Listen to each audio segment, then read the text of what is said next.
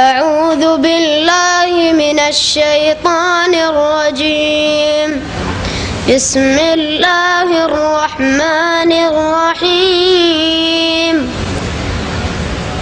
والطور وكتاب مسطور في رق منشور والبيت المعمور والسقف المرفوع والبحر المسجور إن عذاب ربك لواقع ما له من دافع يوم تمور السماء مورا وتسير الجبال سيرا فويل يومئذ للمكذبين الذين هم في خوض يلعبون يوم يدعون إلى نار جهنم دعا هذه النار التي كنتم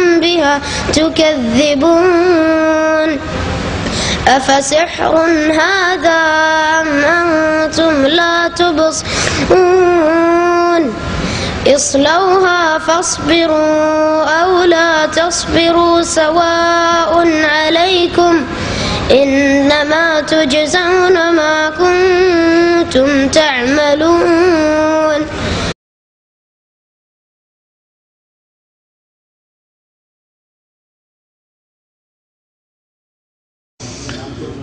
السلام عليكم ورحمة الله وبركاته. بسم الله الرحمن الرحيم الحمد لله رب العالمين والصلاة والسلام على سيد المرسلين نبينا محمد وعلى آله وصحبه أجمعين وبعد. أعوذ بالله من الشيطان الرجيم بسم الله الرحمن الرحيم الرحمن على العرش استوى. মহান আল্লাহ সমস্ত প্রশংসা যে আল্লাহ পাক রব্বুল আলামিন আমাদেরকে সৃষ্টি করেছেন এবং আমাদেরকে অসংখ্য নিয়ামত দান করেছেন। সে আল্লাহরই সমস্ত প্রশংসা যার সুন্দর সুন্দর নাম রয়েছে, সুন্দর সুন্দর গুণাবলী রয়েছে, যে আল্লাহ পাক রব্বুল আলামিন তার আরশে আজিমে সমাসীন রয়েছেন, যে আল্লাহ পাক রব্বুল আলামিন সমস্ত আসমানের উপরে রয়েছেন, সে আল্লাহরই যাবতীয় প্রশংসা যার সুন্দর চেহারা রয়েছে, যার হাত রয়েছে, যে আল্লাহ রব্বুল আলমিনের এইরকম বহু গুণ রয়েছে যা কোরআন এবং হাদিসে বর্ণিত হয়েছে। দরুদ ও সালাম নাজিল প্রিয় নবী মুহাম্মদ রাসূলুল্লাহ সাল্লাল্লাহু আলাইহি ওয়াসাল্লামের প্রতি, যিনি আল্লাহ পাক রব্বুল আলমিন সম্পর্কে আমাদেরকে সঠিক ধারণা দিয়েছেন, জ্ঞান দিয়েছেন, যিনি সবচাইতে বেশি রব সম্পর্কে জানতেন সমস্ত মানুষের মধ্যে। আল্লাহুম্মা সাল্লি আলাইহি আল্লাহুম্মা বারিক আলাইহি। আজকে 30শে জিলকাদা, আর সামনে সপ্তাহে আমরা হজে থাকবো ইনশাআল্লাহ তাআলা। যেসব ভাইরা হজে থাকবেন, আর ইসলামিক সেন্টার আগামী শুক্রবারে বন্ধ থাকবে, তাই ওই 3টি মূলনীতির দর্শ এখন রেখে দিয়ে ইনশাআল্লাহ তাআলা হজ থেকে ফিরে এসে আল্লাহ সহি সালামতে রাখলে আবার বাকি অল্প কিছু দর্শ বাকি আছে, সেটা সম্পূর্ণ করা হবে।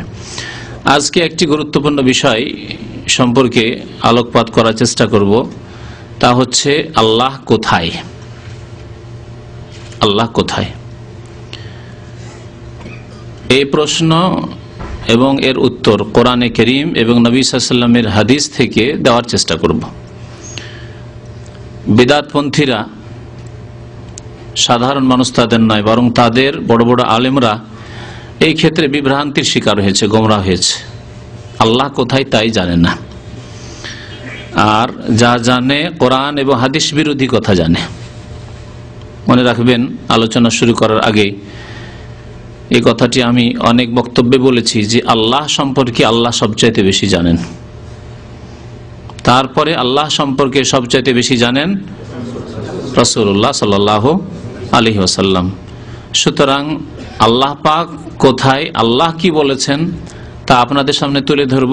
তিনি যেহেতু তাঁর সম্পর্কে সবচেয়ে বেশি জানেন, এবং রাসূলুল্লাহ সাল্লাল্লাহু আলাইহি ওয়াসাল্লাম কি বলেছেন, যিনি সমস্ত মাখলুকাতের মধ্যে, সমস্ত মানব জগতে সবচেয়ে বেশি আল্লাহ সম্পর্কে জ্ঞান রাখতেন, তিনি কি বলেছেন রব সম্পর্কে, আল্লাহ সম্পর্কে, যে আল্লাহ কোথায়, তা আপনাদের সামনে পেশ করব।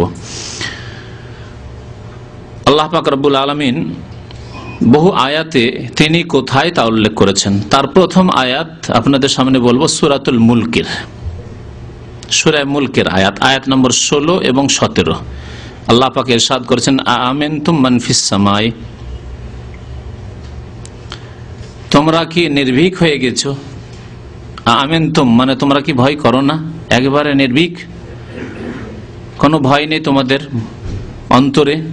মান ফিস সামাই সেই সত্তাকে বলে যিনি ফিস সামাই আকাশে রয়েছেন, অর্থাৎ আকাশের ওপরে রয়েছেন।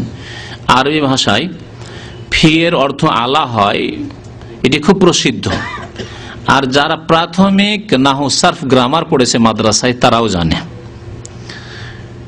ফেরাউন যখন ওই জাদুকরা সব মুসলমান হয়ে গেল, হেরে গিয়ে মুসা আলাইহিস সালামের সামনে লাঠি যখন তাদের জাদুর সাপগুলিকে সবগুলিকে গিলে ফেলল,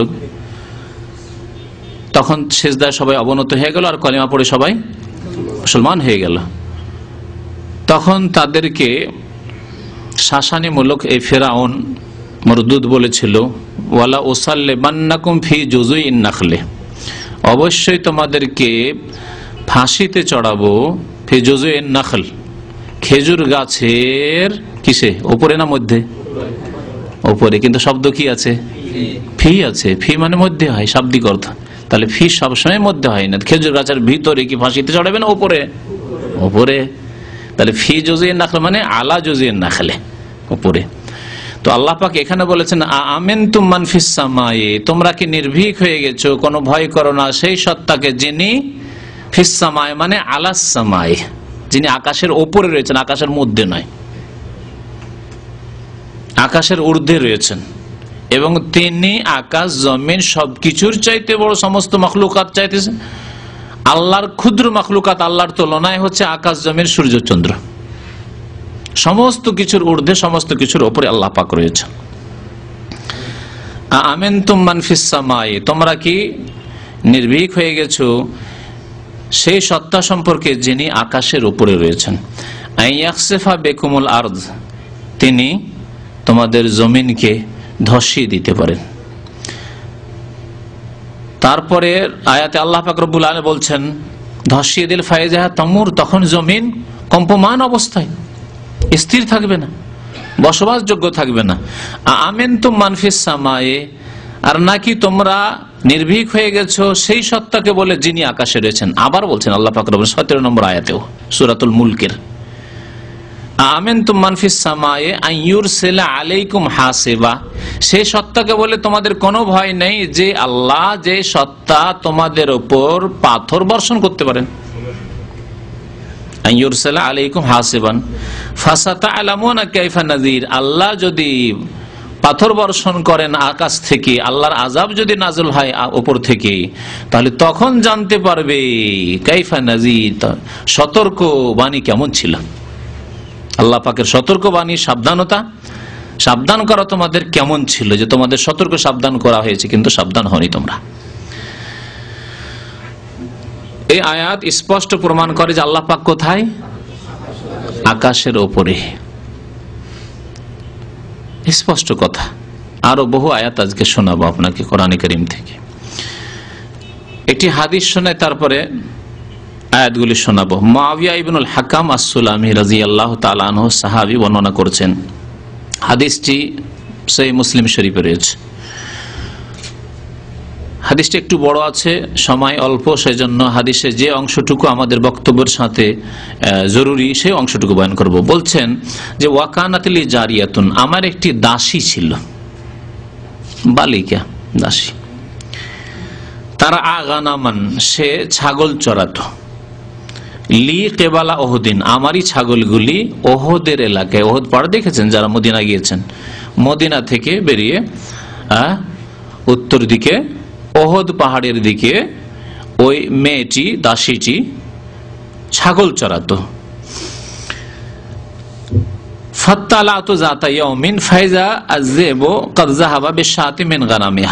একদিন আমি দেখতে গেছি, দেখি আমার বকরি ছাগলের কি অবস্থা। গিয়েছি, দেখি যে একটি নেকড়ে বাঘ এসে আমার যে বকরির পাল ছিল সেই বকরির পাল থেকে একটি বকরিকে নিয়ে গেছে। বলছেন যে আনা রাজুলুম মিন বানি আদম, আমি একজন আদম সন্তান মানুষ। মানুষ মানে আসাফু কামা ইয়াসাফুন, অন্য মানুষের যেমন রাগ হয় তেমন আমারও রাগ হয়েছে, বড়ই রাগ হয়েছে আমার, যে কেমন করে তুমি বকরি চড়ালে, দেখাশোনা করলে, যে তুমি থাকতে, রাখাল থাকতে দেখাশোনা করছো, আর নেকড়ে বাঘ আসলো আর এসে আমার বকরি উঠিয়ে নিয়ে গেল। লাকিন্নী সাকাকতুহা সাক্কা, এই রাগে আমি বরদাস্ত না করতে পেরে আমি তাকে একটি খুব জোরে চড় দিয়েছিলাম। সাক্কাতন মানে চড়, লাতামা মানেও চড় হয়, গালে মারা, মুখে মারা, একটা চড় দিয়েছিলাম। দেওয়ার পরে কিন্তু ভুলের অনুভূতি হয়েছে। আজকালকার জামানার আর তখনকার জামানার ইমানে পার্থক্য এই যে আজকাল ভুল করে মানুষের অনুভূতি নেই। আওয়ামী লীগ বিএনপির লড়াই করছে, হ্যাঁ, আওয়ামী লীগ জামাতের লড়াই করছে, খুনাখুনি করছে, সারা জিন্দিগি চলে গেল, অনুভূতি নেই যে কার কত লোকের বাড়ি ভাঙলাম, আর খুন করলাম, মারলাম, জুলম অত্যাচার করলাম, জবরদস্তি করে আমাদের পার্টি সবল, সেজন্য আমরাই শুধু ভোট দিলাম, অন্যদেরকে ভোট দিতেই দিলাম না, ইত্যাদি। এসব জুলম অত্যাচার হচ্ছে না, হচ্ছে না দেশে? পার্টির লেভেলে যে কোনো অন্যায় করে সারা জিন্দগি কত রকমের জুলম অত্যাচার, কারো কত লোকের বেইমানি করলাম, আত্মসাৎ করলাম, ধার নিলাম, দিলাম না, কোনো অনুভূতি নেই যে ভুল করেছি। একটি ভুল করেছেন, সামান্য একটা চড় দিয়েছেন দাসীকে, কৃত দাসীকে। তারপর ফাতাইতু রাসূলুল্লাহ সাল্লাল্লাহু আলাইহি সাল্লাম, তাড়াতাড়ি করে রাসূলুল্লাহ সাল্লাল্লাহু আলাইহি সাল্লামের দরবারে এসে হাজির হয়েছি যে আমার মাফের কোনো রাস্তা আছে কিনা। সুবহানাল্লাহ। এই পার্থক্য, এই জন্য আল্লাহ পাক রব্বুল আলামিন সাহাবায়ে কেরামকে রাদিয়াল্লাহু আনহুম বলতে বলেছেন। আল্লাহ তাদের উপর রাজি হয়ে গেছেন এবং আল্লাহর কাছে তারা পুরস্কার পেয়ে, নিয়ামত পেয়ে, জান্নাত পেয়ে তারাও সন্তুষ্ট, রাজি হয়ে যাবে। রাদিয়াল্লাহু আনহুম ওয়া রাদু আনহু। ওই রকম গুণ যদি নিজের মধ্যে তৈরি করতে পারেন তো আপনার উপর আল্লাহ রাজি হয়ে যাবে, আপনি আল্লাহর কাছে পেয়ে রাজি হয়ে যাবেন। ওয়াল্লাযীনা তাবাউহুম বিইহসান, কিয়ামত পর্যন্ত যারা সাহাবায়ে কেরামের অনুসারী হবে এইভাবে। ভুল হতে পারে, ভুল হওয়া স্বাভাবিক। রাজুলুম মিন বানি আদম, আমি আদম সন্তান, ভুল হতে পারে, কিন্তু ভুল হওয়ার সাথে সাথে সংশোধনের চেতনা, ইহসাস, অনুভূতি যে ভুল করে ফেলেছি, আমাকে এখন মুক্ত হইতে হবে ভুল থেকে। বলছেন রাসূলুল্লাহ সাল্লাল্লাহু আলাইহি ওয়াসাল্লাম দরবারে এসে হাজির হলাম। ফাআযযামা যালিকা আলাইয়া, এসে যেমনই বললাম নবী করিম সাল্লাল্লাহু আলাইহি ওয়াসাল্লাম আমার উপর বড়ই কঠোর ভূমিকা নিলেন। বড়ই পাপ করে ফেলেছি জানো, এইভাবে নবী করিম সাল্লাল্লাহু আলাইহি ওয়াসাল্লাম তুলে ধরলেন। কত বড় অন্যায় করেছো তুমি, কি অন্যায় করেছো তুমি। একটা নেকড়ে বাঘে বকরি নিয়ে গেছে, না হয় তুমি একটা মেয়েকে, তোমার দাসীকে এইভাবে মারলে, চর। আল্লাহ পাকের কাছে কি জবাব দেবে তুমি? ফাআযযামা যালিকা আলাইহি, কুলতু ইয়া রাসূলুল্লাহ, আমি তখন বলি, আল্লাহ রাসূল সাল্লাল্লাহু আলাইহি ওয়াসাল্লাম, আমার এই অন্যায়ের খেসারত হিসাবে, অন্যায় থেকে মুক্ত হওয়ার জন্য, তওবার জন্য, আফালা উতিকুহা, তাকে আমি আজাদ করে দেব, স্বাধীন করে দেব। আমার আর কাজ করতেই হবে না, তাকে স্বাধীনভাবে ছেড়ে দেব, আল্লাহর ইবাদতবন্দি করবে, নিজের যেখানে থাকবে মান সম্মানের সাথে থাকবে, স্বাধীন করে দেওয়া। কৃত দাস, কৃত দাসীকে আজাদ করে দিলে তারপরে তার ব্যক্তি মালিকানা আসে, তারপরে সে বিবাহ শাদী করতে পারে অন্য জায়গায়, তারপরে সে সবকিছু করতে পারে। আর কৃত দাস অবস্থায় কোনো কিছু করতে পারে না, পণ্য দ্রব্যের মতো, হ্যাঁ, যেসব ক্রয় বিক্রয় করা হয় সেই রকম মাল সামানের মতো অবস্থা কৃত দাস, কৃত দাসীর। বলে আফালা উতিকুহা, তাহলে এত বড় অন্যায় যখন করে ফেলেছি, তাহলে এর কাফারা হিসাবে আমি তাকে স্বাধীন করে দেবো, আজাদ করে দেবো। কালা ইতিনি বিহা, তার আগে আমার কাছে নিয়ে আসো, ওই মেয়েটিকে, বালিকাকে আমার কাছে নিয়ে আসো। ফাআতাইতুহু বিহা, ওই মেয়েটিকে নবী করিম সাল্লাল্লাহু আলাইহি ওয়াসাল্লামের দরবারে নিয়ে এসে হাজির করলাম। ফাকালা লাহা রাসূলুল্লাহ সাল্লাল্লাহু আলাইহি ওয়াসাল্লাম, ওই মেয়েটিকে বলেন আইনাল্লাহ, জিজ্ঞাসা করলেন আইনাল্লাহ, আল্লাহ কোথায়, যাতে করে জানতে পারেন যে এ ঈমানদার মুমিনা না কাফেরা। আইনাল্লাহ, আল্লাহ কোথায়। তাহলে আল্লাহ কোথায় জিজ্ঞাসার মাধ্যমে একজন ব্যক্তি সম্পর্কে জানা যায় যে সে মুসলিম না কাফের, ঠিক না? হাদিস প্রমাণ করলো। কিন্তু বিদআতপন্থীরা, শুনে রাখেন, বিদআতপন্থীরা, আর আমার কাছে এইরকম বহু খবর এসছে, কোন সহি আকীদার ভাই গিয়ে জিজ্ঞাসা করছে, আচ্ছা বলেন তো আইন আল্লাহ, বলছে আপনি পাপে পুড়ে মরে যাবেন, কেমন কথা জিজ্ঞেস করলেন, চরম অন্যায় কথা জিজ্ঞেস করে ফেললেন, এই প্রশ্নই করা যাবে না। প্রথম বিদআত এখানে তাদের শুরু, এই প্রশ্নই করা যাবে না। আর যদি প্রশ্ন হয় তাদের মধ্যে, তাহলে উত্তর হচ্ছে কুফরি উত্তর, ফি কুল্লি মাকান। আল্লাহ কোথায়, ওর জবাব হচ্ছে সর্বস্থানে বিরাজমান, সবকিছুতেই বিরাজমান, সর্বত্র বিরাজমান, সবকিছুতেই বিরাজমান। আর এই জবাব আজকে মাসিক পত্রিকা কি বলছে, মদিনা পত্রিকা, মাসিক মদিনা পত্রিকার সংখ্যা মনে নাই, হয়তো কোন জায়গায় লাইব্রেরিতে অনেক কিতাবের মধ্যে আমার এখনো আছে, আজকে থেকে 10 বছর আগে 1420 হিজরি 1999 সংখ্যা, তাতে এত বড় তাদের আলেম দেওবন্দীদের মহিউদ্দিন খান সাহেব নিজে লিখছে প্রশ্ন উত্তরে যে আল্লাহ সর্বত্র বিরাজমান, সব কিছুতেই বিরাজমান, তার কথা এটি। আমি আপনাদের সামনে কিতাব নিয়ে এসেছি, মহিউদ্দিন খান সাহেব বা মাসিক মদিনাওয়ালারা নিজেরা দাবি করে যে আমরা কোন মযহাবের লোক, হানাফি মযহাবের লোক দাবি করে না। আমি কিতাব নিয়ে এসেছি ইমাম আবু হানিফা রাহমাতুল্লাহ আলাইহি, যে ইমাম আবু হানিফার কিবলা কোন দিকে আর মাসিক মদিনাওয়ালাদের কিবলা কোন দিকে, আলাদা কিবলা, একেবারে আকীদার ক্ষেত্রে কিবলা আলাদা। ইমাম আবু হানিফা রাহমাতুল্লাহ আলাইহি আল্লাহ সম্পর্কে কি বলছেন আর এরা কি বলছে। আরো লিখছে আল্লাহ নিরাকার, এটাও লিখছে মাসিক মদিনা, লিখছে যে আল্লাহ নিরাকার। দুইটি আল্লাহ সম্পর্কে দুইটি অনইসলামিক আকীদা, এক হচ্ছে আল্লাহ সর্বত্র বিরাজমান, সবকিছুতে বিরাজমান, দুই হচ্ছে আল্লাহর আকারই নেই, নিরাকার। নিরাকার মানে আকার নেই, আকার জানা নেই নয়, আকার জানা নেই কথা ঠিক আছে, কিন্তু নিরাকার মানে কি আকার জানা নেই হয় না, নিরাকার মানে আকার নেই, নিরক্ষর মানে যার অক্ষরের জ্ঞান নেই, ক ব চেনে না, আলিফ বা তা চেনে না, লিখতেও পারে না, পড়তেও পারে না, সে নিরক্ষর। আল্লাহ নিরাকার, এই অনইসলামিক আকীদা, ইসলাম বিরোধী আকীদা, হানাফি মযহাব বিরোধী আকীদা, ইমাম আবু হানিফা রাহমাতুল্লাহ আলাইহির স্বয়ং আকীদার সাথে টক্কর, বিরোধ। আর আল্লাহ সর্বত্র বিরাজমান, এটিও ইমাম আবু হানিফা রাহমাতুল্লাহ আলাইহির আকীদার বিরোধী আকীদা। আইন আল্লাহ জিজ্ঞাসা করলেন রাসূলুল্লাহ সাল্লাল্লাহু আলাইহি ওয়াসাল্লাম, বালিকাটিকে বলল কালাত, বলল ফিস সামাই, আল্লাহ কোথায়, আকাশে। এখানে ফিস সামাই মানে আলাস সামাই, আগে বললাম ফি মানে আল্লাহ, আর ওই ভাষায় হয়। আপনি বাড়ির ছাদের উপর আছেন আর টেলিফোন কে উঠছে, কোথায় আছেন ভাই, বলছে বাড়িতে আছি। বাড়িতে মানে তো ফিল বাইত, আলাল বাইত তো হয় না, কিন্তু ছাদের উপর আছেন, কথা ঠিক না ভুল? ঠিক, কারণ বাড়িতে আছেন আপনি। একটি প্রশ্ন হলো, জবাব মেয়েটি দিল যে আল্লাহ আকাশের উপর রয়েছেন। তারপর রাসূলুল্লাহ সাল্লাল্লাহু আলাইহি ওয়াসাল্লাম বলেন মান আনা, তাহলে আমি কে, যাতে বোঝা যায় যে লা ইলাহা ইল্লাল্লাহ আর মুহাম্মদুর রাসূলুল্লাহ কালেমা তাইয়্যিবার দুটো অংশের উপর সঠিক ঈমান আছে কিনা। দুটো অংশের উপর ঈমান না থাকলে মুসলিম হতে পারবে না, শুধু একটি অংশের উপর ঈমান থাকলে মুসলিম হবে না এবং জান্নাতও পাবে না। অনেক পশ্চিমা দেশে বসবাসকারী মডার্ন মুসলিমগুলি অনেক ইহুদি খ্রিস্টানদের ভালো চরিত্র, বাহ্যিক চরিত্র দেখে মনে করে যে ওরাও তো ভালোই, ওদের মধ্যে সততা আছে, আর ওরা যদি শিরক না করে, লা ইলাহা ইল্লাল্লাহ তো আছে, কেন জান্নাত পাবে না। অথচ তারা কেউ প্রফেসর, ডক্টর তো অবশ্যই পিএইচডি, আর লেকচারার নয়, রিডারের উপরে গিয়ে প্রফেসর হয়ে গেছে, সিনিয়র প্রফেসর। তাদের অবস্থা এরকম, দুনিয়ার প্রফেসর কিন্তু দিন সম্পর্কে অজ্ঞ, দুনিয়ার ইঞ্জিনিয়ার, ডাক্তার, স্পেশালিস্ট, কিন্তু দিন সম্পর্কে কিছুই জানে না তারা। বলে কেন জান্নাত পাবে না? তারাও যদি বলে আল্লাহ ছাড়া কেউ মাবুদ নেই, আর শিরক যদি না করে, আর এই খবর রাখে না যে কলেমায় দুটি শাহাদাত রয়েছে, আশহাদু আল্লা ইলাহা ইল্লাল্লাহ ওয়া আশহাদু আন্না মুহাম্মাদান রাসূলুল্লাহ।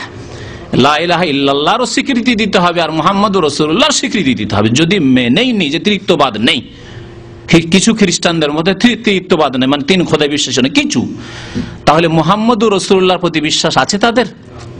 একটিও খ্রিস্টানের নেই। আর যদি থাকে কেউ তাহলে সে কলেমা পড়ে চলে এসেছে, সে আর খ্রিস্টান নেই, সে মুসলিম হয়ে গেছে।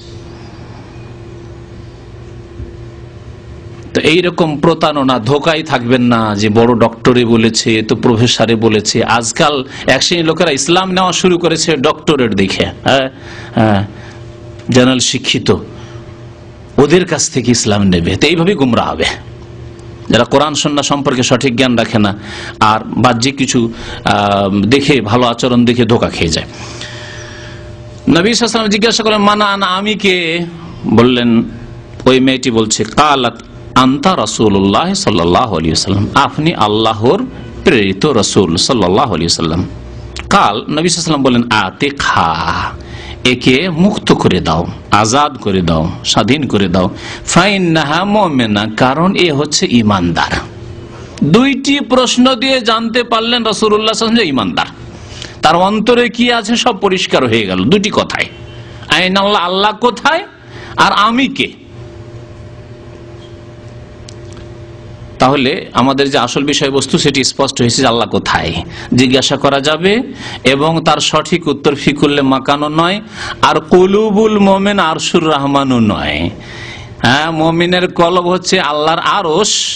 এই কথাটি কোরআনও নয়, হাদিসও নয়, সহিহ হাদিস নয়, জয়ীফ হাদিস নয়, মৌজু হাদিস নয়, বানাওয়াট কথা। তাদের ভণ্ড সুফি পীরদের নিজের বানানো কথা, আরবি, এটি বানানো আরবি। এই কুফরি কথার চাইতে গান বাজনা বানানো ভালো। কেউ যদি গান বাজনা রচনা করে আরবি ভাষায়, আর যদি গান আবৃত্তি করে, তো সে ফাসিক হবে, কাফের হবে না। কিন্তু কেউ যদি বলে যে না, আল্লাহ আরশে নেই, আকাশের ওপরে নেই, ফিকুল্লে মাকান, বা কলবে কলবে আছে, কলুবুল মুমিন আরশুর রহমান, সে কুফরি করলো, কুফরি কথা বললো। কারণ সে কোরআনকে অস্বীকার করলো, রাসূলুল্লাহ সাল্লাল্লাহু আলাইহি ওয়াসাল্লাম হাদিসকে অস্বীকার করলো। কথা স্পষ্ট কিনা? গান বাজনা করা গুনাহের কাজ, ফাসিকি কাজ, সে ফাসিক হবে। কিন্তু মুসলিম থাকবে, তার যদি নামাজ ঠিক থাকে, কলেমা ঠিক থাকে, আর যদি তাওহীদ ঠিক থাকে, শিরক না থাকে। কিন্তু যদি বলে যে না, আল্লাহকে আমি আরশের উপর মানি না, আমি আসমানের উপর মানি না, সবকিছুর ঊর্ধ্বে মানি না, আমি মনে করি প্রত্যেকের কলবে কলবা আছে, সেই ব্যক্তি কুফরি করলো। সে হলুলে বিশ্বাসী, হোসেন মানসুর হাল্লাজের কুফরি আকীদা বিশ্বাসী, ইসলামী আকীদা বিশ্বাসী নয়। হানাফি, শাফি, মালিকি কোন আকীদা বিশ্বাসী নয়। ইমাম আবু হানিফা রাহমাতুল্লাহ আলাইহি কি আকীদা ছিল তা আপনাদের সামনে পেশ করব, সেই জন্য কিতাবটিও নিয়ে এসেছি। এখন আরো কিছু আয়াত শুনেন যে আল্লাহ পাক রব্বুল আলামিন আছেন কোথায়, আইনা আল্লাহ, আল্লাহ কোথায়। সূরা আরাফ আয়াত নম্বর 54 আল্লাহ পাক ইরশাদ করেছেন, ইন্না রাব্বাকুমুল্লাহুল্লাযী খালাকাস সামাওয়াতি ওয়াল আরদা ফি সিত্তাতি আইয়াম সুম্মা ইসতাওয়া আলাল আরশ, নিশ্চয় তোমাদের রব তো সেই সত্তা যিনি আল্লাহ। ইন্না রাব্বাকুম আল্লাহ, তোমাদের রব হচ্ছেন আল্লাহ, যার নাম আল্লাহ। আল্লাযী খালাকাস সামাওয়াতি ওয়াল আরদ, যিনি আসমান এবং জমিন সমূহ সৃষ্টি করেছেন, ফি সিত্তাতি আইয়াম, 6 দিনে। আল্লাহ পাক 6 দিনে আসমান জমিন সৃষ্টি করেছেন। সুম্মা ইসতাওয়া আলাল আরশ, অতঃপর আরশের উপর সমাসীন হয়েছেন। ইস্তাওয়া মানে সমাসীন হওয়া। আশআরি মাতুরিদি মতবাদী বিশ্বাসী, আর বর্তমান যুগের, আগের যুগের না, ইমাম আবু হানিফা, শাফি, মালিক, আহমদের পরবর্তীকালের 200-400 বছর যুগের কথা, 200-300 বছর কথা নয়, পরবর্তীকালের এই আশআরি মাতুরিদি মতবাদে বিশ্বাসী হানাফি, মালিকি, শাফি, এরা আজকালকার জামানার, এরা এই ক্ষেত্রে আল্লাহ পাকের গুণাবলীর ক্ষেত্রে বিদাতের বিভ্রান্তির শিকার হয়ে গেছে। অর্থাৎ হানাফি মযহাবের উপর হানাফিরা নেই আকীদার ক্ষেত্রে, শাফি মযহাবের উপর শাফিঈরা নেই, মালিকি মযহাবের উপর ইমাম মালিক রাহমাতুল্লাহ আলাইহির আকীদার উপর মালিকিরা, বর্তমান যুগের মালিকিরা নেই। তাহলে কি হয়েছে? তারা আকীদার ক্ষেত্রে তারা হানাফিরা মাতুরিদি হয়ে গেছে, শাফি আর মালিকিরা আশআরি হয়ে গেছে। কেউ আবুল হাসান আশআরির মুকাল্লিদ হয়েছে, শাফি এবং মালিকিরা, আর হানাফিরা আবুল হোসেন আবু মানসুর মাতুরিদি, আবুল হাসান আশআরি আর আবু মানসুর মাতুরিদির তারা মুকাল্লিদ হয়ে গেছে। ইমাম আবু হানিফা রাহমাতুল্লাহ আলাইহি ছেড়ে দিয়েছে। তারপরে আবার দাবি যে আমরা হানাফি। কেমন করে হানাফি থাকলেন আপনি? হ্যাঁ, যদি আপনি আবু হানিফা রাহমাতুল্লাহ আলাইহির আকীদা, ফিকহ, মাসলা মাসাইল সবকিছুতেই, আর সবচেয়ে বড় মাসলা মাসাইল হচ্ছে আকীদা, বিশ্বাসের মাসলা মাসাইল, তার উপর সবকিছু নির্ভরশীল। তাতে যদি আপনি ইমাম আবু হানিফা রাহমাতুল্লাহর আদর্শের উপর না থাকেন, তাহলে আপনি নিজেকে হানাফি বলে চিহ্নিত করছেন কি করে? মিথ্যা দাবি। এই জন্য একটি বক্তব্য ইনশাআল্লাহ আগামীতে করব, আমার মনে নিয়ত আছে, আল্লাহ পাক সহি সালামতে রাখলে, যে প্রকৃত হানাফিকে, যদিও অনেকদিন একটা বক্তব্য আছে, কিন্তু আজকালকার জামানায় আরেকটি কথা অতিরিক্ত যেটা পেশ করব, সেটা হচ্ছে যে আজকালকার জামানায় প্রকৃত হানাফি, প্রকৃত শাফি, প্রকৃত মালিকি পাওয়া মুশকিল। আর যদি থাকে কেউ প্রকৃত হানাফি, শাফি, মালিকি, হাম্বলি, তাহলে কারা? যারা আমাদের মতো কোরআন সুন্নাহর অনুসারী হয়ে সমস্ত আইম্মা কেরামকে শ্রদ্ধা করে তাদের কোরআন সুন্নাহ মোতাবেক যেগুলি কথা সেগুলিকে নিয়ে নিচ্ছে, তারাই হচ্ছে হানাফি, তারাই শাফি, তারাই মালিকি। আর তারা হচ্ছে কারা? যারা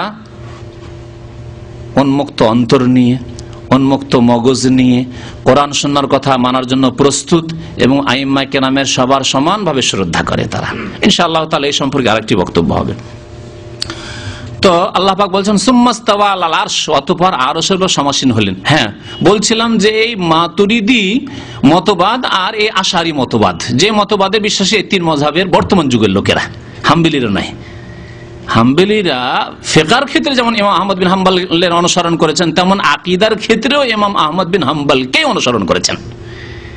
এজন্য তারা আকীদার ক্ষেত্রে এই বিভ্রান্তি গুমরাহি থেকে বেঁচে আছে।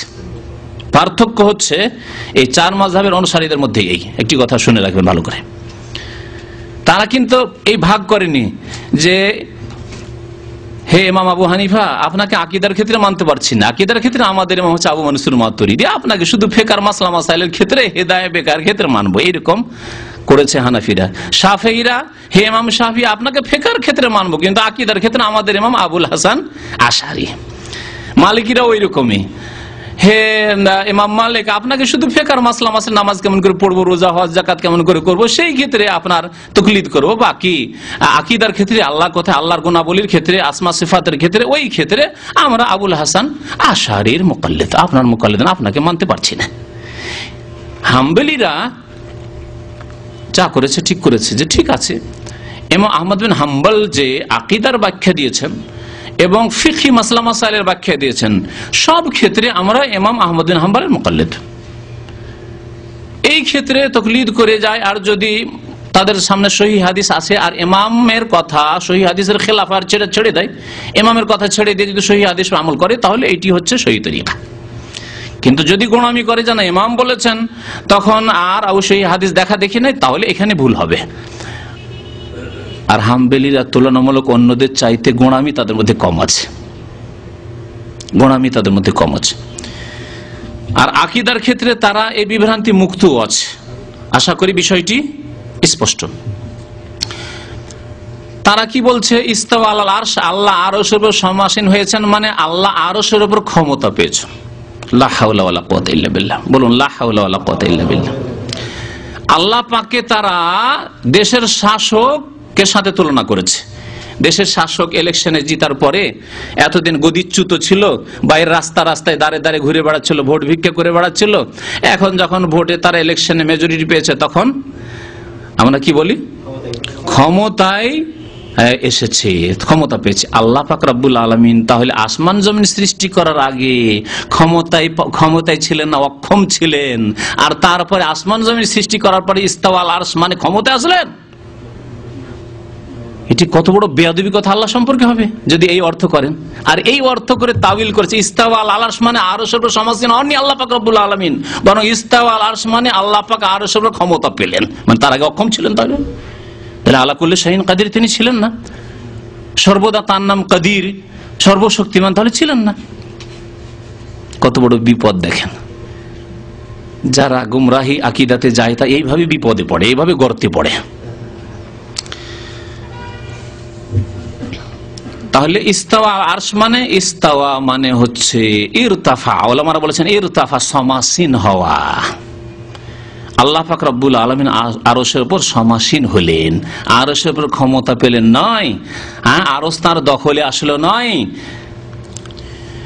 ইউগশিল লাইলা ওয়ান নাহার ইয়াতলুবু হাসিসা, এই লম্বা আয়াত রয়েছে। তারপরের আয়াত শুনেন, তারপর আয়াত হচ্ছে সূরা ইউনূসের আয়াত, সূরা ইউনূস আয়াত নম্বর 3।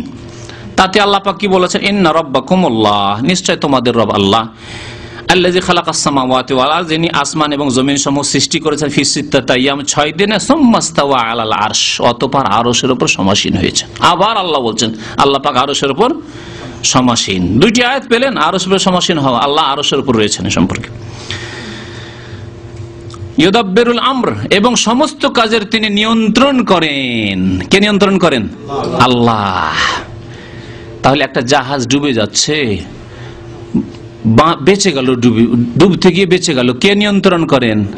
কেউ যদি বলে যে না গঙ্গোহী সাহেব জাহাজটাকে ধাক্কা দিয়ে বাঁচিয়ে দিলেন, কিনারে লাগিয়ে দিলেন, অথবা হাজী আমদাদুল্লাহ মুহাজির মাক্কি বাঁচিয়ে দিলেন, দুইটি ঘটনা আছে।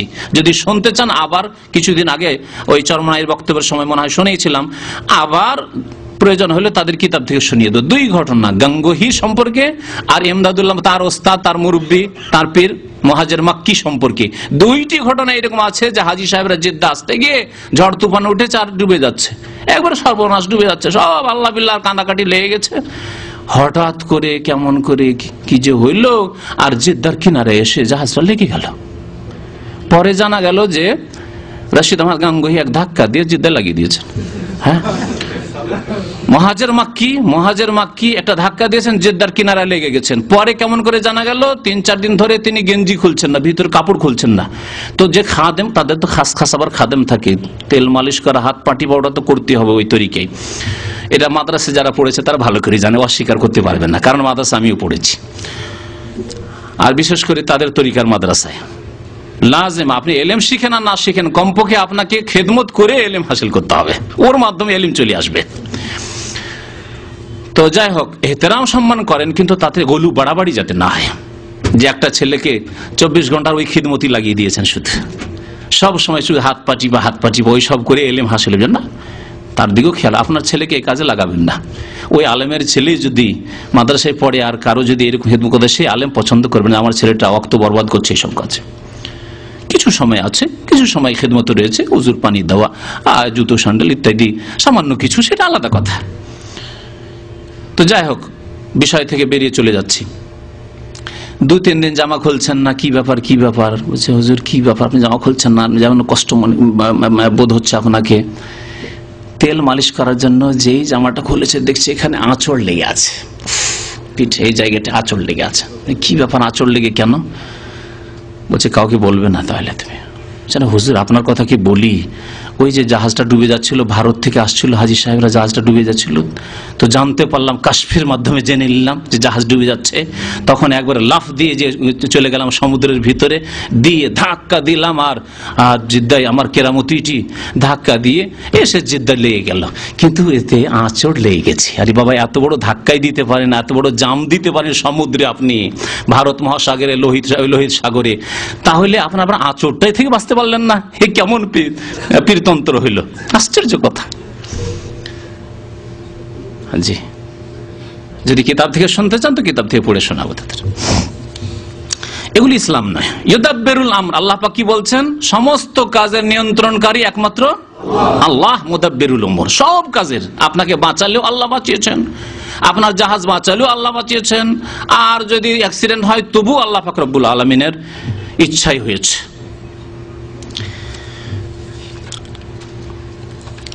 তো 3 নম্বর আয়াতে যাই। আল্লাহুল্লাযী রাফা'আস সামাওয়াতি বিগাইরি আমাদিন, আল্লাহ পাক ইরশাদ করেছেন যে আল্লাহ সেই সত্তার নাম যিনি আকাশসমূহকে উঠিয়ে রেখেছেন বিনা স্তম্ভে। তারাও না, যা চোখের সামনে দেখতে পাচ্ছ, কোথাও খুঁটি স্তম্ভ নেই।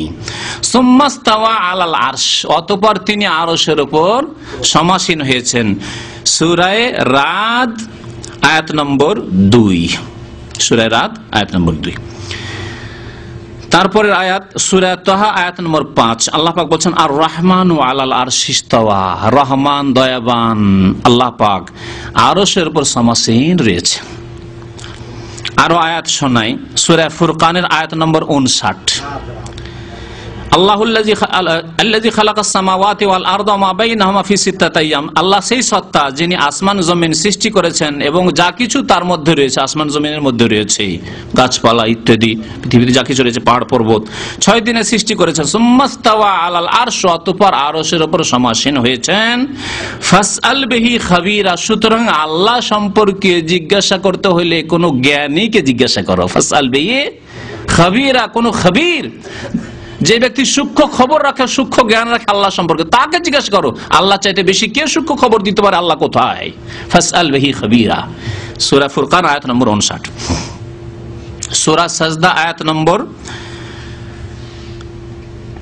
4 শুনেন আল্লাহ পাক কি বলছেন। আল্লাহুল্লাযী খালাকাস সামাওয়াতি ওয়াল আরদা ওয়া মা বাইনাহুমা, আল্লাহ সেই সত্তার নাম যিনি আসমান জমিন সমূহ সৃষ্টি করেছেন, ওয়া মা বাইনাহুমা, যা কিছু তার মাঝে রয়েছে, ফি সিত্তাতি আইয়াম, 6 দিনে, সুম্মাস্তাওয়া আলাল আরশ, অতঃপর আরশের উপর সমাসীন হয়েছেন। সূরা সাজদা আয়াত নম্বর 4।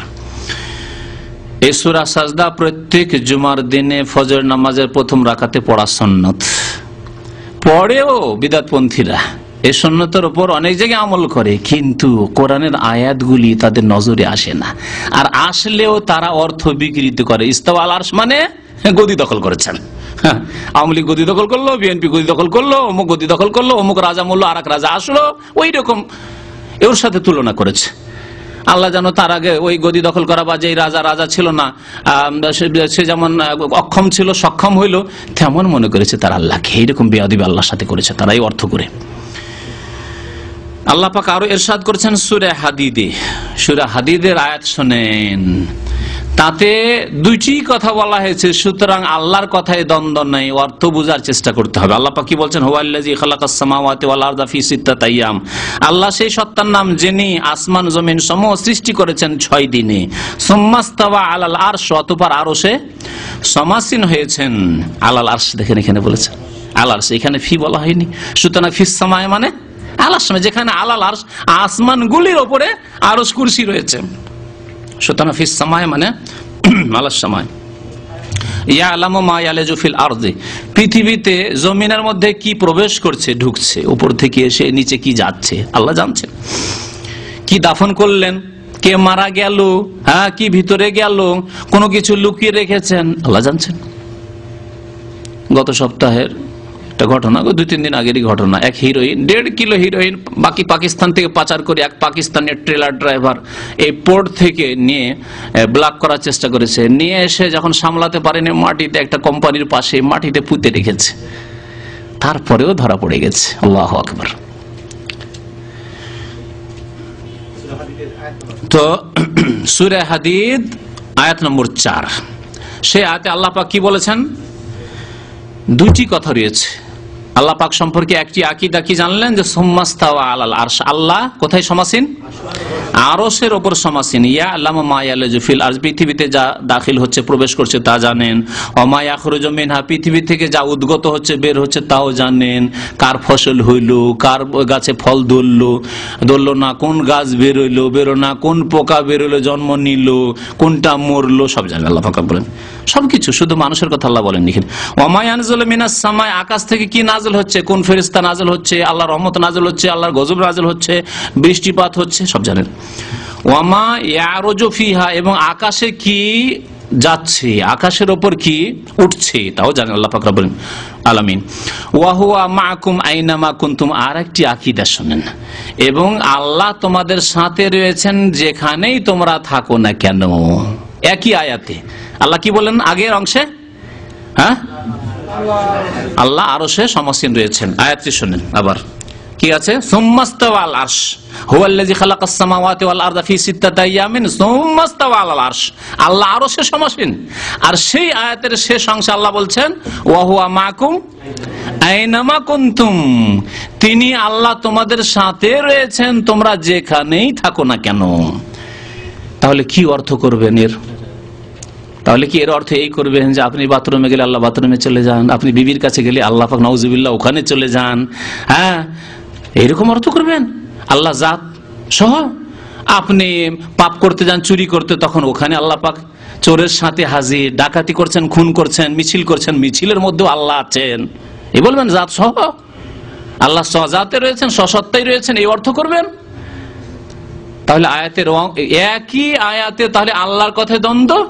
এত ভুল আলোক তো মানুষও হয় না যে একটা সেন্টেন্স এরকম ভুল হইতে পারে নাকি? ভুল হতে পারে, কালকে একটা কথা বলেছেন ভুলে গেছেন, আজকে তার উল্টো বলছেন, এরকম হইতে পারে, বা সকালে বলেছেন বিকালে ভুলে গেছেন। কিন্তু একই সেন্টেন্সে দুই রকম বিরোধী কথা বলবেন, পরস্পর বিরোধী কথা বলবেন, এটা মানুষের দ্বারাও তো হয় না। আর যিনি মানুষকে সৃষ্টি করে এত বিচক্ষণ করলেন তিনি বলছেন সুম্মাস্তাওয়া আলাল আরশ, আল্লাহ আরশের সমাসীন। আবার বলবেন তোমরা যেখানে থাকো না কেন সেখানে। আর তার অর্থ হবে যে আল্লাহ সজাতে হাজির, আমরা এখানে আছি, আল্লাহ এখানে আমাদের মধ্যে রয়েছেন। এর অর্থ কি এটা? কখনোই অর্থ নয়। তাহলে আল্লাহ পাক বলেন না মা কানা রব্বুকা নাসিয়া, তোমার রব ভুলে যান না। আল্লাহ ভুলেননি, তাহলে আল্লাহ ভুলও করেননি। সুবহানাল্লাহি আম্মা ইয়াসিফুন, আল্লাহ সমস্ত তোমরা যা কিছু ত্রুটির কথা বলো সমস্ত ত্রুটি থেকে আল্লাহ পাক মুক্ত, পাক ও পবিত্র।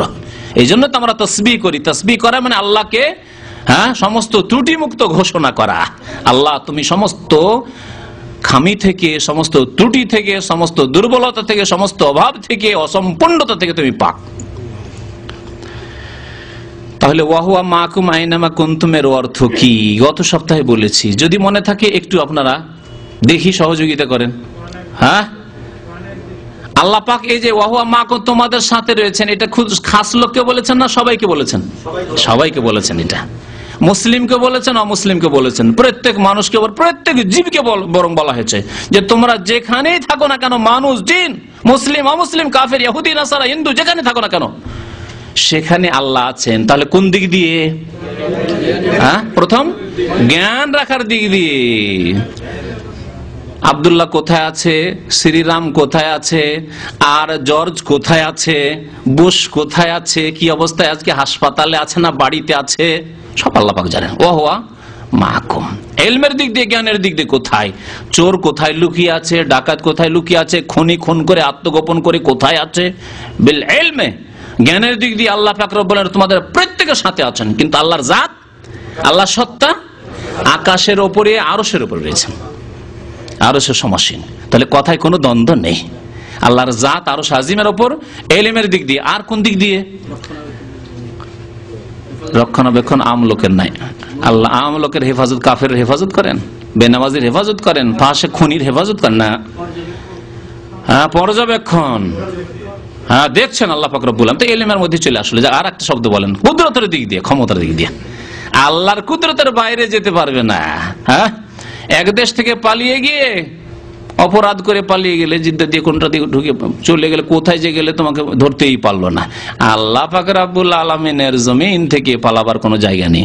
ইয়া মাশারাল জিন্নি ওয়াল ইনস, আল্লাহ পাক জিন এবং ইনসান সবাইকে ডেকে বলেছেন ইনিস্তাতাতুম আন তানফুযু মিন আকতারিস সামাওয়াতি ওয়াল আরদ ফানফুযু লা তানফুযুনা ইল্লা বিসুলতান ফাবিআইয়ি আলাই রাব্বিকুমা তুকাজ্জিবান।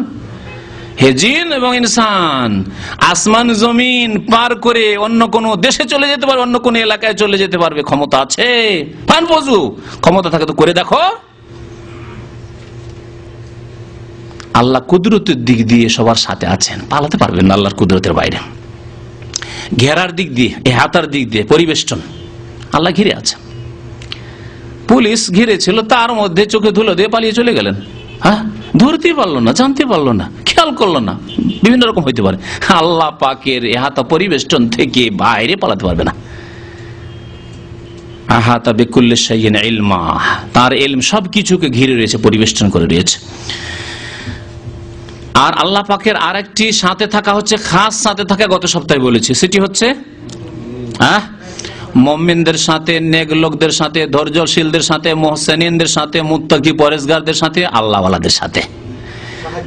সাহায্যের দিক দিয়ে বিন নাসরি ওয়াত তাঈদ, সাহায্য সাপোর্টের দিক দিয়ে, আর তৌফিকের দিক দিয়ে আল্লাহ তৌফিক দিচ্ছেন। যে কোনো কাজ করছেন আল্লাহ পাক তৌফিক দিচ্ছেন, খুব সহজ। একটা ফাসেক লোক, একটা বেদিন লোক, তার একটা দুটো ছেলে মানুষ করতে পারে না, তার স্ত্রী বলছে ওরে দুটো ছেলে নিয়ে পেরেশান হয়ে গেলাম, একটা ছেলে একটা মেয়ে, তাও মানুষ করতে পেরেশান হয়ে গেলাম। আর একজন দিনদার আল্লাহওয়ালি মহিলা, তার 10টা ছেলে মেয়ে, মাশাআল্লাহ সুন্দর মানুষ করছে।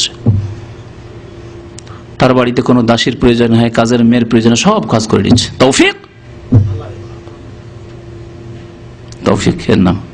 এইরকম বহু ক্ষেত্রে নেক মানুষের সাথে আল্লাহ পাকের তৌফিক শামিল রয়েছে।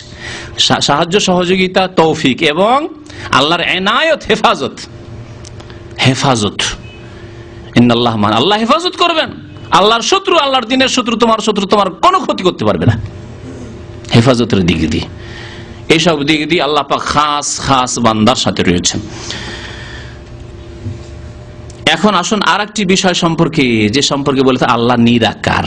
আল্লাহ নিরাকার মানে আল্লাহ তাহলে চেহারা নেই, আল্লাহর হাত নেই, হ্যাঁ, আল্লাহর চক্ষু নেই, তাই না? নিরাকার বলা মানে আল্লাহর কিছু নেই, আকার নেই। যে আল্লাহ আকার দিলেন আমাদের কি এত সুন্দর, আর সে আল্লাহরই কিছু নেই, ওর কাছ থেকে এরা বিদাতিরা ছিনিয়ে নিল যে আল্লাহ আমাদেরকে দিয়ে দিয়েছে আর তোমার কাছে কি থাকার আছে, নাও, তাই না? তুমি নিরাকার, তোমার কিছু নেই, সব আমাদের আছে। আমাদের চোখ আছে, আমাদের শোনার ক্ষমতা আছে, আমাদের দেখার ক্ষমতা আছে, আমাদের হাত আছে, আমাদের পা আছে, তোমার কিছু নেই। তুমি খোড়া, তুমি টুন্ডা, তোমার কিছু নেই। আউযু বিল্লাহ। আমাদের সব আছে, আল্লাহর কিছু নেই। কোরআন কি বলছে শোনেন। অনেক নতুন ভাইরা আছেন, খুব মনোযোগ সহকারে শুনছেন এবং দেখছেন এবং আশ্চর্য হয়ে যাচ্ছেন, এই কেমন কথা রে, সারা জিন্দেগি স্কুলে পড়ে এলাম হিন্দুদের আকীদা, মুসলিমদের স্কুলে যে আল্লাহ নিরাকার এবং আল্লাহ সর্বত্র বিরাজমান, তা হুজুরদের কাছেও শুনে এলাম, আজকে তো একেবারে নতুন কথা শুনছি। কিন্তু কোরআনের আয়াত শোনাবো, ওয়া মাখতালাফতুম মিন শাইইন, যে কোনো ব্যাপারে যখন ইখতিলাফ হবে, কিছু কথা আগে থেকে শিখে রয়েছেন, আগাছা এখানে ঢুকে আছে মেমোরিতে, হ্যাঁ, ভাইরাস ঢুকে আছে, তাহলে এখন সংশোধন করতে হবে কি দিয়ে? ফাহুকমুহু ইলাল্লাহ। এর ফয়সালা কার কাছে নিতে হবে? আল্লাহ পাকের কাছে নিতে হবে। অন্য আয়াতে আল্লাহ বলেছে আল্লাহর কাছে ফারুদ্দুহু ইলাল্লাহি ওয়ার রাসূল, আল্লাহ এবং রাসূলের কাছে ফয়সালা নিতে হবে। এজন্য কোরআন হাদিস ছাড়া আর বেশি কিছু বলিনি আমি। আয়াত শুনেন, আল্লাহ পাকের চেহারা আছে কিনা, মুখমণ্ডল আছে কিনা। আল্লাহ পাক ইরশাদ করেছেন সূরা কাসাস আয়াত নম্বর 88, ওয়ালা তাদউ মা'আল্লাহি ইলাহান আখার। আল্লাহ বলছেন আল্লাহর সাথে তোমরা অন্য মাবুদকে ডাকো না, অন্য কাউকে তোমরা ডেকো না, দোয়া করিও না আল্লাহ ছাড়ার কাছে, বলিও না ইয়া গাউসুল আজম মাদাদ, ইয়া খাজা বাবা মাদাদ, এরকম কাজ করিও না।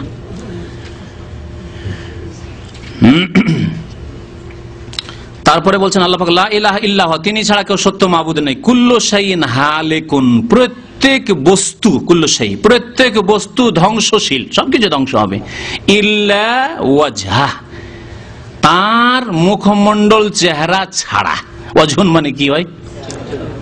ওয়াজহুন মানে চেহারা, সবাই জানেন। আর যদি কেউ না জানেন, কোন আরবিকে জিজ্ঞেস করবেন যে এটাকে কি বলে আরবিতে।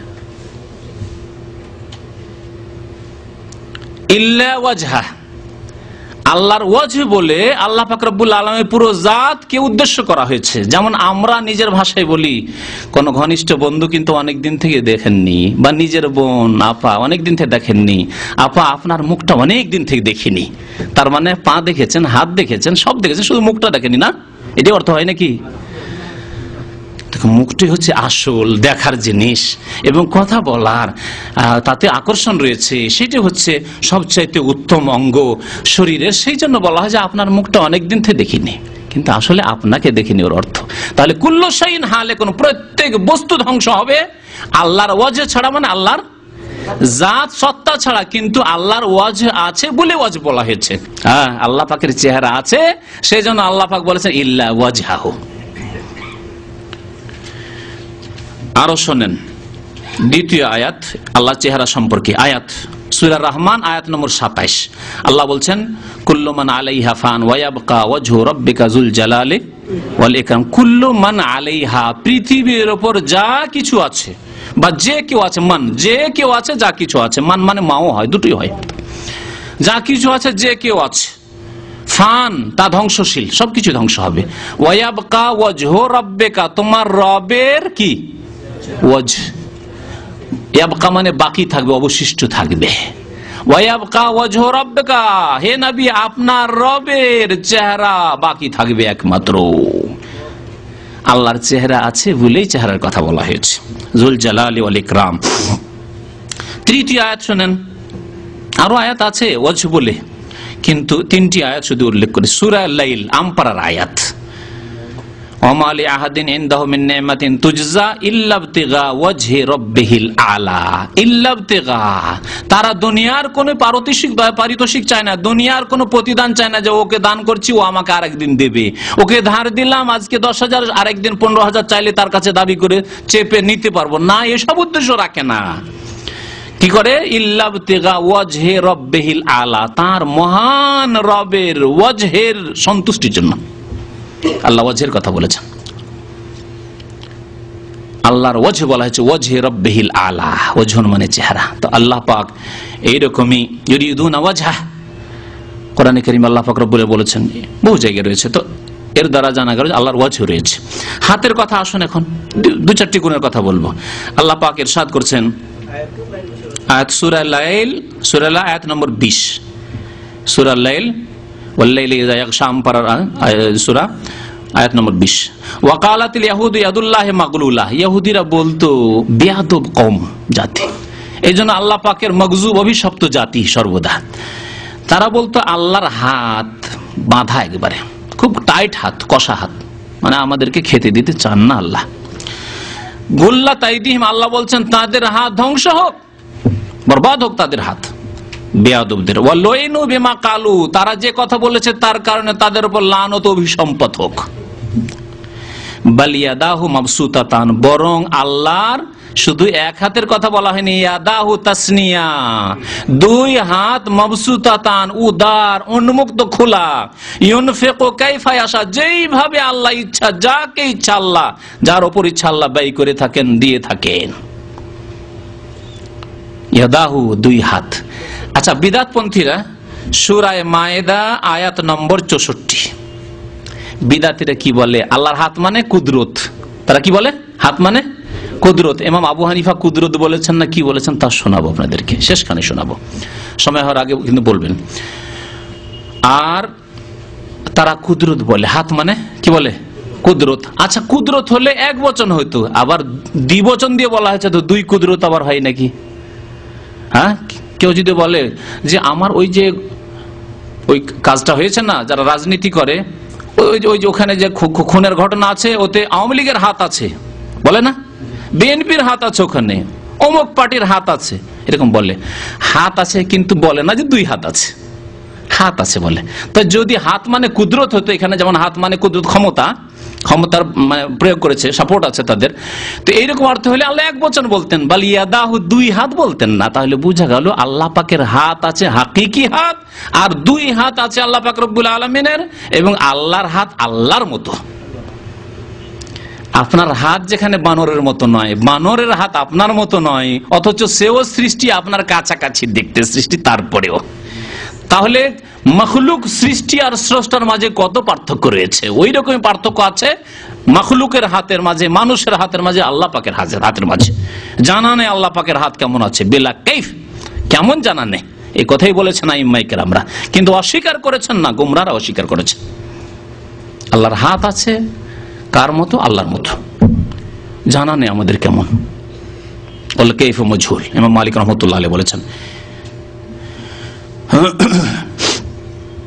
আল্লাহ পাক আরো ইরশাদ করেছেন, শুনেন, সূরা ফাত আয়াত নম্বর 10, ইন্নাল্লাযীনা ইউবাইউনাকা, হে নবী আপনার সাথে নিশ্চয় যারা বায়াত করে, শপথ করে, ইন্নামা ইউবাইউনাল্লাহ, নিশ্চয় তারা আল্লাহর সাথে বায়াত করে।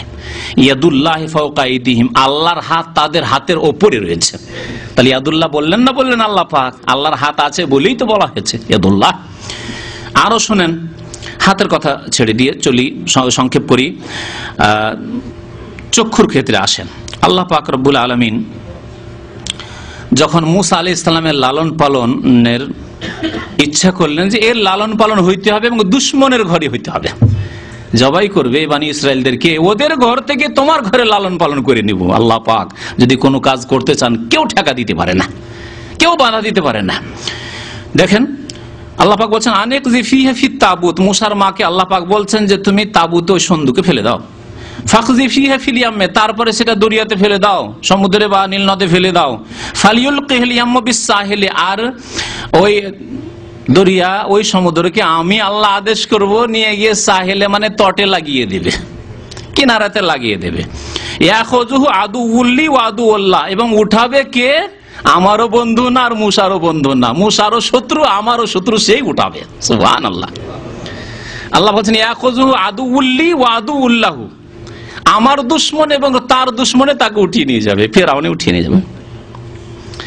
ওয়া আলকাইতু আলাইকা মাহাব্বাতাম মিন্নি, এবং হে মুসা তোমার উপর আমি আমার পক্ষ থেকে ভালোবাসা ঢেলে দিয়েছি। সবাই যে দেখে ভালোবাসে, যে দেখে ভালোবাসে, শত্রু ভালোবাসতে বাধ্য, হ্যাঁ, বিবি আসিয়া ভালোবাসতে বাধ্য, স্বামীকে রাজি করে নিতে পারলো, আল্লাহ পাক রব্বুল সবার অন্তর ঘুরিয়ে দিয়েছে, বাধ্য সবাই। আলকাইতু আলাইকা মাহাব্বাতাম মিন্নি, ভালোবাসা এমন দিয়ে দিয়েছে যে মানুষ পাগল ভালোবাসার জন্য। ফিরআউন পাগল, রাখতে হবে কে? আমাদের ছেলে না শুধু মেয়ে আছে, এই ছেলেটা বড় হলে কাজে আসবে।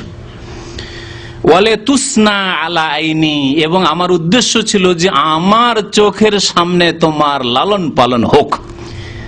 আলা আইনি, আইনুন মানে কি, আর ইয়া মানে আমার, আইনি মানে আমার চোখ, আমার চোখের সামনে লে তুসনা, ওয়ালে তুসনা আলা আইনি, তোমার লালন পালন হোক, তুমি লালিত পালিত হও।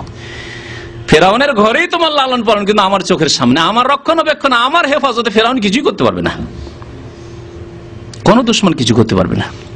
আল্লাহর আইন প্রমাণ হইল আল্লাহ চক্ষু আছে, কিন্তু আল্লাহর চক্ষু আল্লাহর চক্ষুর মতো। আয়াত নম্বর সূরা তাহা আয়াত নম্বর 39, আরো শুনে সূরা হুদ আয়াত নম্বর 37, আল্লাহ বলছেন ওয়াসনাইল ফুলকা বিআয়ুনিনা ওয়াহিয়ানা। নূহ আলাইহিস সালামকে আল্লাহ বলছেন, ঘটনা অন্য। নূহ আলাইহিস সালামকে আল্লাহ বলছেন যে তুমি জলজাহাজ তৈরি করো, পানি জাহাজ, ফুলক পানি জাহাজ তৈরি করো, বিআয়ুনিনা, আইনুনের জমা হচ্ছে আয়ুন, আয়ুন লা ইউবসিরুনা বিহা, আয়ুন জি, আর অয়ুনও হয়, দুটোই জমা হয়। ওয়াসনাইল ফুলকা, তুমি পানি জাহাজ তৈরি করো আমার চোখের সামনে, আল্লাহ বলছেন, চক্ষু প্রমাণ হইল। ওয়াহিয়ানা, আমার আদেশ ক্রমে, আমার ওহির মাধ্যমে। ওয়ালা তুখাতিবনি ফিল্লাযিনা যালামু, আর যারা জালেম হয়েছে তাদের ক্ষেত্রে খবরদার দোয়া করবে না, কিন্তু তাদের সম্পর্কে আমাকে তুমি সম্বোধন করবে না, বলবে না যে আল্লাহ তুমি আমার কেনানকে উদ্ধার করো, খবরদার। যেমনই দোয়া করতে গিয়েছেন নূহ আলাইহিস সালাম, তেমন আল্লাহ পাক আয়াত নাযিল হুকুম করেছেন, যেটি কোরআনে আয়াত নাযিল হয়েছে।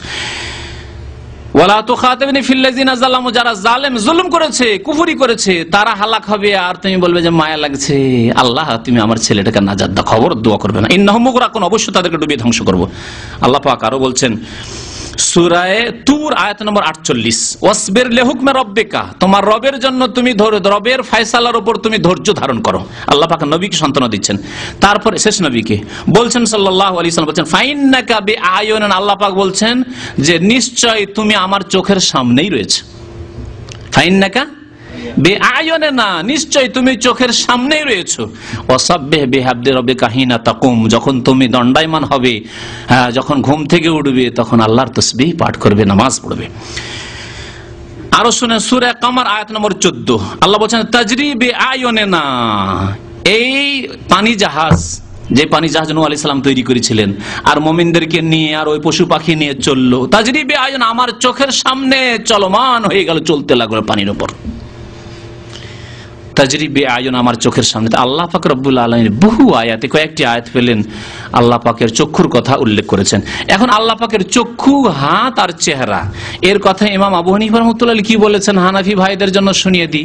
ওই সব লোকদের জন্য, বিশেষ করে যাদের জন্য কোরআন হাদিস যথেষ্ট না, হানাফি মাযহাবে কি আছে সেটাও জানার জরুরি তার জন্য, এবং ওই সব লোকদের জন্য যারা লেভেল তো লাগায় হানাফির, কিন্তু ইমাম আবু হানিফার আদর্শের উপর তারা নেই, আদর্শে বিশ্বাসী নাই, তাদের জন্য এই কিতাব পড়ে আপনাদেরকে শোনাতে হচ্ছে। শোনেন, আল কাউলু ফিস সিফাত, কিতাবের নাম হচ্ছে আশ-শারহুল মুয়াসসার লিল ফিকহিল আকবার।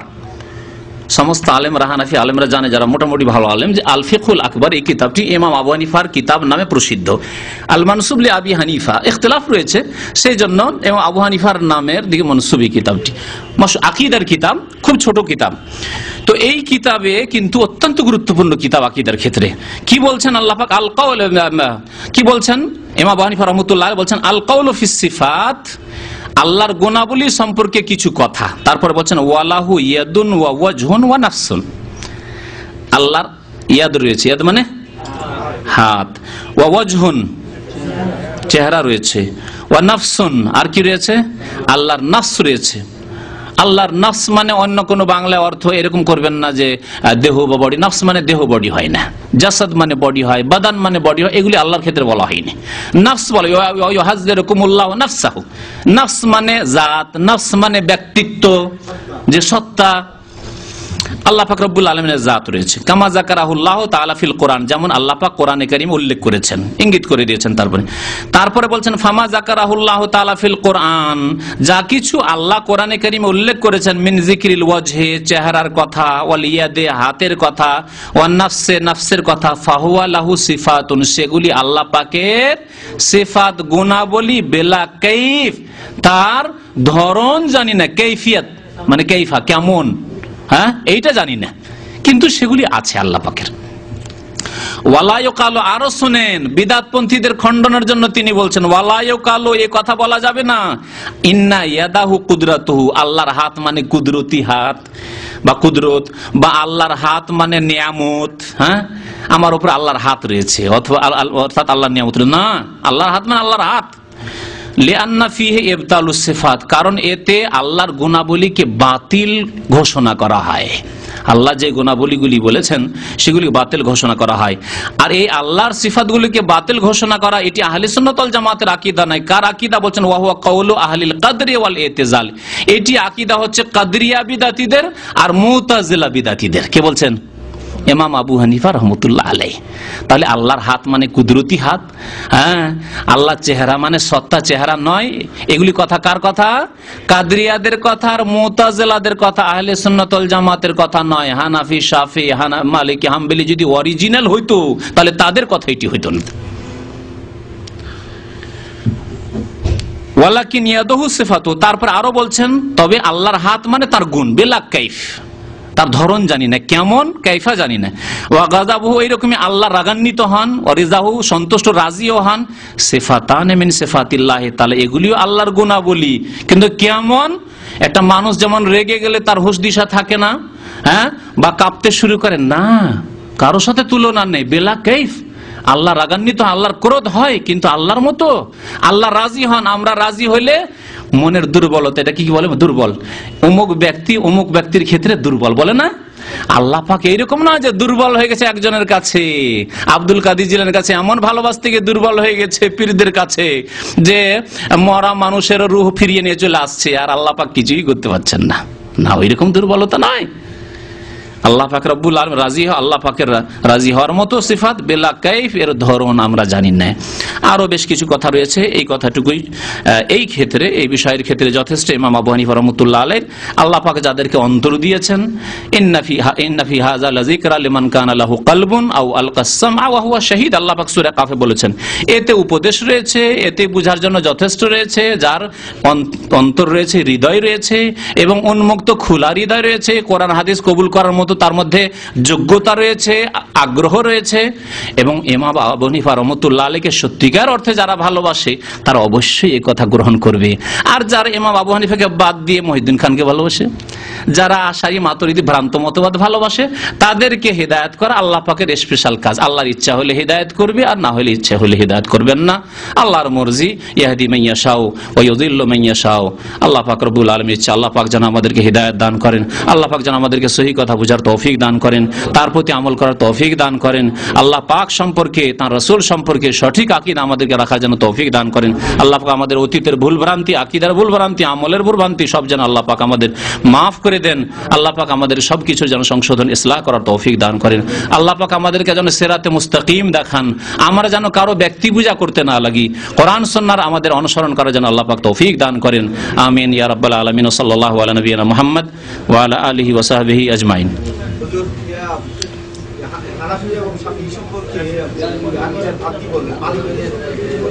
হ্যাঁ, মালিকিরা ওই একই আকীদা, ওই আশারী, ওই শাফেঈরা, শাফেঈদের আকীদার ইমাম আর মালিকিদের আকীদার ইমাম একটাই, ওই আবুল হাসান আশআরী। তারা আশআরী মতবাদে বিশ্বাসী।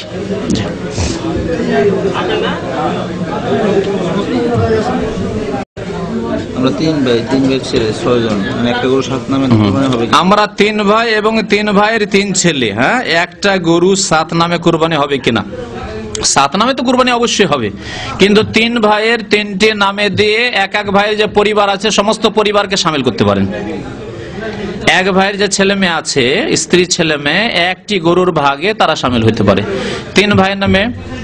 অথবা যদি একসাথে 3 ভাই আছেন, একটা গরু দিয়ে দেন, 3 ভাগ করেন, কোনো অসুবিধা নেই। 7 ভাগ যখন করা যায়, 3 ভাগ করা যায়, 5 ভাগ করা যেতে পারে, কোনো অসুবিধা নেই।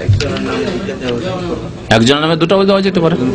আরাফাতের রোজা রাখলে, আরাফায় যেদিন হাজী সাহেবেরা থাকেন সেই দিন রোজা রাখতে হবে, হ্যাঁ।